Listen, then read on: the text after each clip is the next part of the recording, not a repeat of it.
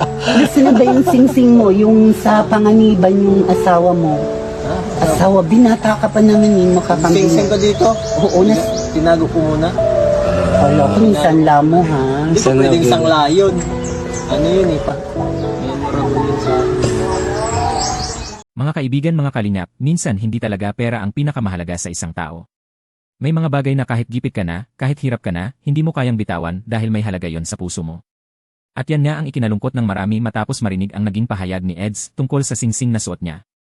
Ayon sa kanya, itinago niya muna ang singsing at hindi niya raw kayang isangla dahil napakahalaga nito sa kanya.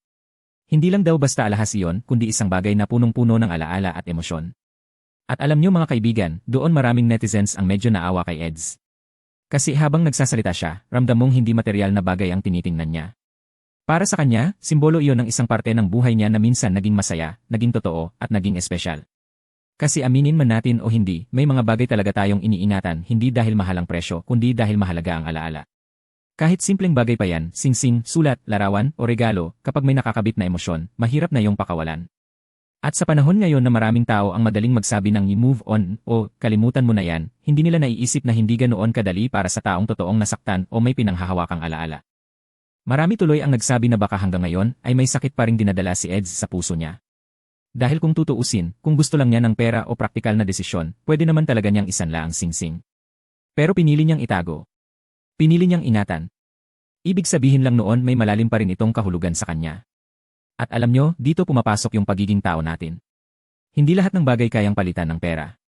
May mga alaala na kahit tapos na ang kwento, gusto mo pa ring itabi dahil minsan yun na lang ang natitirang koneksyon sa isang mahalagang yugto ng buhay mo. Pero syempre, may dalawang side rin ang mga tao dito. May ilan na nagsasabing dapat daw ay mag-move forward na si Eds at huwag nang kumapit sa mga bagay na nagpapaalala ng sakit. Pero may iba namang nakakaintindi sa kanya dahil hindi naman lahat pare-pareho ng paraan ng paghilom. At sa totoo lang, walang tamang oras ang pag-move on, walang nakakaalam kung gaano kabigat ang pinagdadaanan ng isang tao sa likod ng kamera. Minsan nakikita nating nakangiti sila, pero sa loob pala ay may mga bagay pa silang pilit inaayos sa sarili nila. Kaya siguro marami ang nalungkot sa sinabi niya. Dahil nakita nila na sa simpleng kwento tungkol sa singsing may nakatagong lungkot, panghihinayang, at alaala na hanggang ngayon ay buhay pa rin.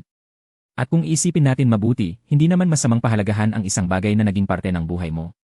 Ang importante lang siguro ay matutunan mong balang araw alalahanin yon nang hindi ka na nasasaktan. Kayo mga kaibigan, mga kalingap, ano sa tingin nyo?